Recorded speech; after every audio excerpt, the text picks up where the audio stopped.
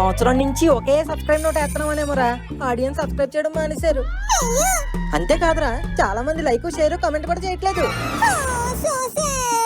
Subscribe note కొత్తగా చెప్తే గానీ పని ఇలా కనిపించట్లేదు మామా.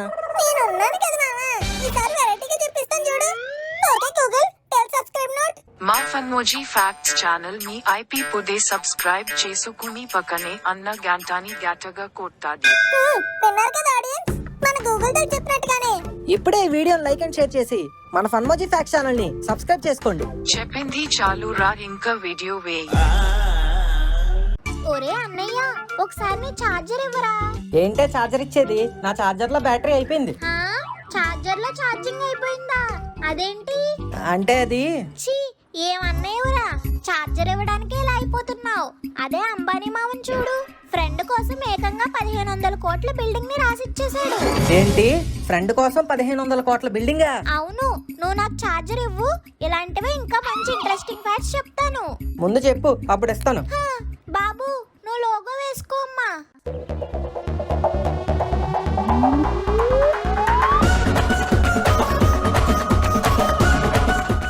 ఫ్యాక్ట్ నెంబర్ 1, మనుషులు మనుషుల్ని దత్తత తీసుకోవడం తెలుసు, కానీ జంతువులు కూడా దత్తత తీసుకుంటాయి తెలుసా? అవును, ఈ రెడ్ స్క్విరల్స్, నీకు ఇంగ్లీష్ సరిగ్గా రాదు కదా, ఇదిగో ఈ ఎర్ర ఉడతలు పేరెంట్స్ లేని చిన్న ఉడత పిల్లలను దత్తత తీసుకొని పెంచుతాయి. ఓ రీసెంట్ గా యూనివర్సిటీ ఆఫ్ ఆల్బర్టాలో మెక్గిల్ యూనివర్సిటీకి చెందిన కొంతమంది రీసెర్చర్స్ తో కలిసి గులే యూనివర్సిటీ వాళ్ళు చేసిన రీసెర్చ్ లో భాగంగా ఈ విషయం బయటపడింది. అయితే సాధారణంగా కొన్ని ఎక్స్టెండెడ్ ఫ్యామిలీస్ లా, అలానే గ్రూప్స్ గా జీవించే social animals like Lions, chimpanzees లో ఇలా దత్తత అనే కాన్సెప్ట్ కొంచెం ఉన్నప్పటికీ సోలోగా ఐసోలేషన్ లో బ్రతికే ఉడతల్లో ఇలా ఉండటం మాత్రం గ్రేట్ అని అంటున్నారు శాస్త్రవేత్తలు. నాకు తెలిసి నిన్ను కూడా దత్తత తీసుకొని ఉండొచ్చురా, లేకపోతే కోతిలా ఉండేవాడు నువ్వు నా అన్నవేంటి? ఫ్యాక్ట్ నెంబర్ 2, ముఖేష్ అంబానీ 7 లక్షల కోట్ల నెట్వర్క్ తో ఓన్లీ ఇండియాలోనే కాకుండా వరల్డ్ లోనే one of the richest person గా ఊపుతున్నారు. మన అంబానీ మావ దగ్గర డబ్బులు ఎంతున్నాయో మనసు కూడా అలానే ఉంది. నిన్న కాక మొన్న ఐపీఎల్ మ్యాచ్లని ఫ్రీగా చూపించిన మావ అంతకు ముందు జియోని మనకి పరిచయం చేసి మన చేత జేజేలు కొట్టించుకున్నాడు. ఇప్పుడైతే తన ఫ్రెండ్ కి ఏకంగా 1500 కోట్ల విలువ చేసే ఒక పెద్ద బిల్డింగ్ ని ఇచ్చి ఆయన పాలిట దేవుడిగా మారిపోయాడు. ఇక ఆ ఫ్రెండ్ గురించి మాట్లాడుకుంటే ఇదిగో ఈయనే ఆ జిగిరి దోస్త్, పేరు మనోజ్ మోదీ. మోదీ అన్నా కదా అని మన పిఎం మోదీకి రిలేటివ్స్ అనుకున్నారు, అస్సలు కాదు. ముఖేష్ మామ ఈయన ముంబై యూనివర్సిటీ డిపార్ట్మెంట్ లో కెమికల్ టెక్నాలజీలో చదువుకుంటున్నప్పుడు అక్కడే వీళ్ళ స్నేహం చిగురించింది. ఇక గ్రాడ్యుయేషన్ అయ్యాక అంటే 1980లో మనోజ్ మోదీ రిలయన్స్ లో జాయిన్ అయ్యారు. అప్పుడు దానికి హెడ్ గా ముఖేష్ వాళ్ళ ఫాదర్ ధీరుభాయ్ అంబానీ ఉన్నారు. ఇక తన టాలెంట్ తో $multi-million డీల్స్ చేసి పెట్టి ఇండస్ట్రీలో తనకంటూ ఒక స్పెషల్ ఇమేజ్ ని క్రియేట్ చేసుకున్నారు. రీసెంట్ గా కూడా 2020లో ఫేస్బుక్ తో జియోకి 43,000 కోట్ల డీల్ చేసి ముఖేష్ అంబానీకి కూడా చాలా ప్లస్ చేశాడు. ఇలా పనులన్నీ పక్కాగా చేస్తాడనేమో. ఈయనని అంబానీకి రైట్ హ్యాండ్ అని అంటారు. ప్రెసెంట్ రిలయన్స్ రీటైల్ అలానే రిలయన్స్ జియోకి డైరెక్టర్ గా ఉన్న ఈయనకి ఇన్నాళ్ళు రిలయన్స్ ఇండస్ట్రీకి ట్రస్టెడ్ ఎంప్లాయ్ గానే కాకుండా అంబానీకి మంచి ఫ్రెండ్ గా ఉన్నందుకు ఫ్రెండ్ దక్షిణంగా ముంబైలోని నీపియన్ సీ రోడ్ లో ఉన్న బృందావన్ అనే 22 అంతస్తుల బిల్డింగ్ ని గిఫ్ట్ గా ఇచ్చేశాడు ముఖేష్ అంబానీ. ఒక్కొక్క ఫ్లోర్ ఎంత ఉంటుందో తెలుసా? 8000 స్క్వేర్ ఫీట్. టోటల్ బిల్డింగ్ అయితే 1.7 లాక్ స్క్వేర్ ఫీట్. ఇంకా అంత ఇల్లు ఇచ్చి ఫర్నిచర్ ఇవ్వకపోతే ఏం బాగుంటుందని ఇటలీ నుంచి లారీ లోడ్ ఇంట్లో దింపాడు అంబానీ. ఎంతైనా ఇలాంటి ఫ్రెండ్ ఒకళ్ళు ఉండాలరా. నీకు ఉన్నారుగా ఇద్దరు వేస్ట్ ఫ్రెండ్స్. ఫ్యాక్ట్ నెంబర్ 3, ఇతని పేరు ముహిబిజా బులిజు బాసిక్. వినడానికే చాలా కష్టంగా ఉంది కదా, పేరు చెప్పడానికి నేనెంత కష్టపడ్డానో. ఇతనిది బోస్నియా. ఏంట్రా ఈయన స్పెషాలిటీ అంటే ఇతను ఒక మ్యాగ్నెట్ మ్యాన్. పల్లాలు, గిన్నెలు, చెంచాలు, తెపాలాలు ఇలా ఒకటేమిటి ప్రతి వస్తువు ఈయన ఒంటికి అతుక్కుపోతుంది. ఫస్ట్ అందరూ ఇదేదో మ్యాజిక్ ట్రిక్ అనుకున్నారు, కానీ ఆ తరువాత కాదు అని తెలిసింది. ఇతనికే కాదు, వీళ్ళ ఊర్లో ఉన్న ఎర్మెన్ డిలిక్ అనే కుర్రాడు బాడీ కూడా ఇలా బంచుల కొద్ది బేషన్లు అతుక్కుపోతూ ఉంటాయి. ఫస్ట్ అందరూ మ్యాగ్నెటిక్ ఫోర్స్ ఉందని అనుకున్నారు. ఆ తర్వాత ప్లాస్టిక్ వస్తువులు కూడా అతుక్కుపోవడంతో అందరూ మబ్బు మొహాలు వేశారు. ఇక రంగంలోకి దిగిన పెద్దలు ఇది స్పెషల్ ప్రిపరేషన్ వల్ల సాధ్యం అవుతుందని అన్నారు. కాదు ఇది కేవలం మ్యాగ్నెటిజమే అని ఊర్లోని కొంతమంది కుర్రాలు అన్నారు. Finally institute of physics spoke person ఒక ఆయన చెప్పింది ఏంటంటే వీళ్ళది గ్రీజీ అలానే స్టిక్కీ స్కిన్ అని, దీని వలన ఇలా బాడీకి కొన్ని ఆబ్జెక్ట్స్ అతుక్కుపోతాయని, నమ్మకపోతే సింపుల్ గా ఒక కాంపస్ ని వాళ్ళ దగ్గరకు తీసుకొని వెళ్ళి అందులోని నీడిల్ కదులుతుందో లేదో చెక్ చేసుకోమన్నాడు. వీళ్ళ బాడీలో మ్యాగ్నెటిజం ఉంటే బాడీలో ఒక పొటెన్షియల్ మ్యాగ్నెటిక్ ఫీల్డ్ ఏర్పడి నీడిల్ కదులుతుందంట, లేకపోతే లేదు. మనము వెళ్ళి టెస్ట్ చేద్దామా ఫ్రెండ్స్? ఫ్యాక్ట్ నెంబర్ 4, ఏదైనా బుక్ బ్యాగ్ మిస్ అవ్వడం కామన్, కానీ ఒక మనిషి బ్రెయిన్ మిస్ అయితే, పైగా ఆ మనిషి అమెరికా ప్రెసిడెంట్ అయితే, నవంబర్ 2022 1963 యునైటెడ్ స్టేట్స్ ప్రెసిడెంట్ అయిన జాన్ ఎఫ్ కెనడీని దారుణంగా కాల్చి చంపేశారు. ఆ తరువాత బెథెస్డా నేవల్ హాస్పిటల్లో పోస్ట్ మార్టం చేసి బ్రెయిన్ ని ఒక స్టెయిన్లెస్ స్టీల్ కంటైనర్ లో పెట్టేసి నవంబర్ 25 1963న ఎర్లింగ్టన్ నేషనల్ సెమెట్రీలో బాడీని పూడ్చిపెట్టేశారు. ఇక ఆ తరువాత బ్రెయిన్ ని తీసుకుని వెళ్లి సీక్రెట్ సర్వీస్ ఆఫీస్ లోని ఒక ఫైల్ క్యాబినెట్ లో ఉన్న ఫుట్ లాకర్ లో మిగిలిన మెడికల్ ఎవిడెన్స్లతో కలిసి దాచేశారు. బ్రెయిన్ ని దాయడం ఏంటి? అంతేరా, గొప్పోలు పోయినప్పుడు అలా బ్రెయిన్ ని స్టడీ చేయటానికో మరి దేనికో గాని దాస్తారు. 1955లో ఆల్బర్ట్ ఐన్స్టైన్ చనిపోయినప్పుడు కూడా ఇలానే అతని మెదడుని బయటకు తీసి పరీక్షలు చేశారు. ఇక మెయిన్ మ్యాటర్ లోకి వస్తే, అలా సీక్రెట్ సర్వీస్ ఆఫీస్ లో దాచిన తర్వాత దీన్ని నేషనల్ ఆర్కైవ్స్ లోని కెనడీ ఫార్మర్ సెక్రటరీ అయిన ఎవెలిన్ లింకన్ సెక్యూర్ రూమ్ లోకి మార్చేశారు. ఇక్కడి దాకా అంతా బాగానే ఉంది, కానీ 1966 అక్టోబర్ లోనే కథ అడ్డం తిరిగింది. కెనడీకి చెందిన బ్రెయిన్ టిష్యూ స్లైడ్స్, అవే కాకుండా మిగిలిన అటాప్సీ మెటీరియల్స్ కూడా మిస్ అయ్యాయి. దీంతో మొత్తం ప్రపంచమే షాక్ లోకి వెళ్ళిపోయింది. అప్పటి అటార్నీ జనరల్ అయిన రామ్సే క్లార్క్ వెంటనే ఇన్వెస్టిగేషన్ చేయాలని ఆర్డర్ ఇచ్చాడు. ఎంత వెతికినా అప్పుడే కాదు, ఇప్పటికీ ఆ మాజీ ప్రెసిడెంట్ బ్రెయిన్ దొరకలేదు. అయితే ఇక్కడే ఇంకో కథ ప్రచారంలోకి వచ్చింది. అదేంటంటే, ఇంతకీ ఆ బ్రెయిన్ ని ఎత్తేసింది ఎవరో కాదంట, అప్పటి అటార్నీ జనరల్ కెనడీకి బ్రదర్ అయిన రాబర్ట్ కెనడీ అనంట.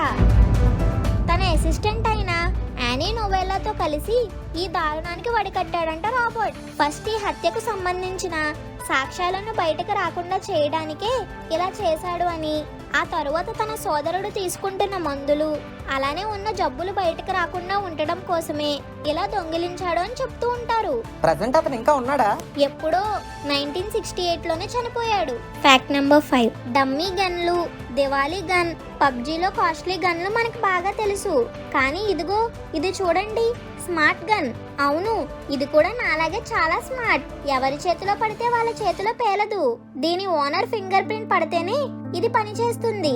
దీనికి ఫేషియల్ రికగ్నైజేషన్ ఫీచర్ కూడా ఉంది. యుఎస్ బేస్డ్ కంపెనీ అయిన బయోఫైర్ టెక్ దీన్ని డెవలప్ చేసింది. బయోమెట్రిక్ ఐడెంటిఫికేషన్ ఉండటం వలన ఇది ఆథరైజ్డ్ పర్సన్స్ నే కాల్చడానికి అలౌ చేస్తుంది. కొలరెడో బేస్డ్ కంపెనీ అయిన ఈ బయోఫైర్ టెక్ కి ఫౌండర్ కాయ్ క్లోఫెర్ 2012 అప్పుడు తన టీనేజ్ లో కొలరెడోలోని వాళ్ళ ఇంటి దగ్గర ఉన్న అరోరాలోని ఒక మూవీ థియేటర్ లో మాస్ షూటింగ్ జరిగి 12 మంది చనిపోయారు. దాంతో బాగా అప్సెట్ అయిన క్లోఫెర్ ఎలా అయినా ఒక స్మార్ట్ గన్ తయారు చేయాలని అనుకున్నాడు. అనుకోవటమే కాదు, సాధించాడు కూడా. ప్రస్తుతానికి ప్రీ ఆర్డర్స్ తీసుకుంటూ నెక్స్ట్ ఇయర్ స్టార్టింగ్ లో డెలివరీ ఇస్తానని అంటున్నాడు. ఇక ఈ గన్ విషయానికి వస్తే, ఇది 9mm హ్యాండ్ గన్. రేట్ వచ్చేసి మన లెక్కల్లో 1,23,000 చిల్లర. ఇదేంటి, 1,00,000 పట్టుకుంటే గన్ ఇచ్చేస్తారా? స్మార్ట్ గన్ ఇచ్చేస్తారు. యుఎస్ లో అంతే, అక్కడ గన్లని బన్నుల్లా అమ్మేస్తుంటారు. ప్రతి ఇంటికి కిటికీ ఉంటుందో లేదో తెలియదు, కానీ తుపాకీ మాత్రం ఉంటుంది. అందుకే ఇక్కడ షూటింగ్లు ఎడాపెడా జరుగుతూ ఉంటాయి. ఒక 2020లోనే యుఎస్ లో 45,000 మంది ఇలా గన్ షూట్స్ లో పోయారు. వాటిలో 25,000 మంది సూసైడ్ చేసుకున్నారు. తమ గన్లతో అవతల వాళ్ళని కాల్చేయడం లేదంటే తమను తామే కాల్చేసుకోవటం, ఇలా ఉంటుంది అక్కడ పరిస్థితి. US centre of disease control ప్రకారం చిన్నపిల్ల కాజ్ ఆఫ్ డెత్ కి మోటార్ వెహికల్స్ కంటే ఈ గన్ రిలేటెడ్ వైలెన్సే ఎక్కువ కారణం అవుతుందంట. ఇవన్నీ ఆపటానికే క్లోఫెర్ ఈ స్మార్ట్ గన్ ని కనిపెట్టాడంట. ప్రెజెంట్ అయితే గ్రిప్ మీద ఫింగర్ ప్రింట్ సెన్సర్ తో, వెపన్ వెనుక ఫేషియల్ రికగ్నైజేషన్ తో చేతి నుంచి పక్కన పెట్టగానే గన్ ఆటోమేటిక్ గా లాక్ అయ్యేలా తయారు చేశాడు. ఫ్యూచర్ లో ఇంకా కొత్త టెక్నాలజీని ఇంట్రడ్యూస్ చేసి ఇంకా మరణాలు తగ్గేలా చేయాలని ఆ ట్రంప్ ని చీచి ఆ దేవుణ్ణి వేడుకుందాం. Fact number 6. ఓసే కొంచెం పక్క వెళ్ళవే. ఎందుకు? సుస్సు పోసుకోవాలి.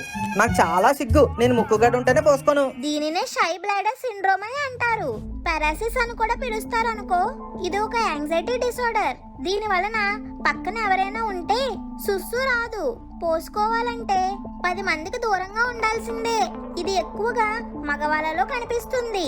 దీని వల్ల నష్టాలు ఏమైనా ఉన్నాయా అంటే ఎక్కువసేపు టాయిలెట్ ఆపుకోవడం వలన యూరినరీ ట్రాక్ట్ ఇన్ఫెక్షన్స్ వస్తాయి. ఇక సొల్యూషన్స్ విషయానికి వస్తే సిగ్గుపడి పోసుకోకపోవడం కూడా ఒక కారణం. కాబట్టి దీన్ని ఒక సోషల్ ఫోబియాలా చూస్తూ సిబిటి చేస్తే, అంటే కాగ్నిటివ్ బిహేవియరల్ థెరపీ, కొంచెం రిజల్ట్ ఉంటుంది. Anxiety relieving medications, anti depressants, అలానే బ్లాడర్ మజిల్స్ ని రిలాక్స్ చేసే ఆల్ఫా అడర్నెజిక్ బ్లాకర్స్ కూడా పాజిటివ్ రిజల్ట్స్ ఇస్తాయి. Fact number 7. విమానాలు అన్నాక ఎగురుతాయి, ఓడలు అన్నాక సముద్రంలోకి వెళ్తాయి. కాదు, ఇవి కూడా ఎగురుతాయి. అవును, వీటినే కొంతమంది గోస్ట్ షిప్స్ అని కూడా అంటారు. చాలా మంది వీటిని చూశారు కూడా. రీసెంట్ గా ఇంగ్లాండ్ లోని కార్న్వాల్ దగ్గర ఫోటోగ్రాఫర్ అయిన మార్టిన్ స్ట్రౌడ్ కూడా ఇలా గాల్లో తేలుతున్న కార్గో షిప్ ని క్యాప్చర్ చేశాడు. సోషల్ మీడియాలో పెట్టడంతో మొత్తం పెద్ద చర్చ నడిచింది. అప్పట్లో సముద్ర దొంగల టైంలో ఇలాంటి దెయ్యాల ఓడలు ఉండేవని కొంతమంది అంటే, అవేమి ఉండవని ఇంకొంతమంది వాదించడం స్టార్ట్ చేశారు. మ్యాటర్ ఏంటంటే ఇవి దెయ్యం ఓడలు కాదు. దహీ వాళ్ళ ఛీ, ఆపరా, ఇవి నార్మల్ గా నడిచే షిప్సే. సుపీరియర్ మిరేజ్ అనే ఒక ఆప్టికల్ ఇల్యూజన్ వలన ఇవి గాల్లో ఫ్లోట్ అవుతున్నట్టు కనిపిస్తాయి. దీన్నే ఫటా మోర్గానా అని అంటారు. అంటే ఒక రకమైన ఎండమావి అని అంటారు. ఇది సముద్రానికి అలానే అక్కడున్న గాలికి మధ్యలో టెంపరేచర్ తేడా రావడం వలన జరుగుతుందని. ఇంకా డీటెయిల్ గా చెప్పాలంటే సీ సర్ఫేస్ లో ఉన్న చల్లని గాలి వేడి గాలి మీదకు రావటం వలన డిఫరెంట్ టెంపరేచర్స్ ఏర్పడి సన్ నుంచి వచ్చిన లైట్ ఎయిర్ లేయర్స్ ద్వారా ట్రావెల్ అయ్యి లైట్ బ్లెండ్ అయ్యి ఇలా ఒక అబ్నార్మల్ రిఫ్రాక్షన్ ని కలుగజేస్తుందని. దీన్నే థర్మల్ ఇన్వర్షన్ అంటారు. ఇంకా సింపుల్ గా చెప్పాలంటే సముద్రానికి ఆకాశానికి కలర్ కరెక్ట్ గా మ్యాచ్ అయినప్పుడు ఈ రిఫ్రాక్షన్ లైట్ బ్లెండింగ్ అవుతుంది. ఆర్టిక్ లో ఇవి సర్వసాధారణం. యూకే లో కూడా బాగా జరుగుతాయి. ఓ అవునా. Fact number 8. స్పేస్ లో ప్రెగ్నెంట్ అయిన ఫస్ట్ యానిమల్ ఏదో తెలుసా? కాక్రోచ్. నీకు హిందీ రాదు కదా, ఇది ఇంగ్లీష్ లో బొద్దింక. దీని నేమ్ వచ్చేసి నదేడా. రష్యన్ సైంటిస్టులు 2017 లో ఒక మిషన్ లో photon M3 bio satellite flight లో దీనితో పాటు మరికొన్ని కాక్రోచెస్ ని కలిపి ఒక సీల్డ్ కంటైనర్ లో పెట్టి స్పేస్ లోకి పంపారు. సెప్టెంబర్ 14 నుంచి 26 వరకు ఉన్న ఈ బొద్దింకల్లో ఈ నదేడా ఒకటే కన్సీవ్ అయ్యి 33 బేబీస్ కి జన్మనిచ్చింది. భూమికి 258 కిలోమీటర్ల దూరంలో ఇది జరగటం భూమి మీద పెరిగే బొద్దింకల కంటే ఈ పిల్ల బొద్దింకలు ఇంకా ఫాస్ట్ గా మెచ్యూర్ అయ్యాయంట. అదిరా మ్యాటర్. ఇంకేంటి మరి ఫ్యాక్ట్స్ చెప్తే ఛార్జర్ ఇస్తాను, ఇవ్వు మరి. ఏంటి కామెడీయా, ఏంటి దాదాగిరియా, ఏంటి దోపేస్తున్నారా? ఇది ఫ్రెండ్స్ ఇవాళ వీడియో. మీకు కనుక నచ్చినట్టయితే ఇప్పుడే ఒక లైక్ అండ్ షేర్ చేసి మన ఫన్మోజీ ఫ్యాక్ట్స్ ఛానల్ ని సబ్స్క్రైబ్ చేసుకోండి. అలాగే నెక్స్ట్ ఏ టాపిక్ మీద వీడియో చేస్తే బాగుంటుందో కింద కామెంట్ లో పెట్టి నాకు సజెస్ట్ చేయండి.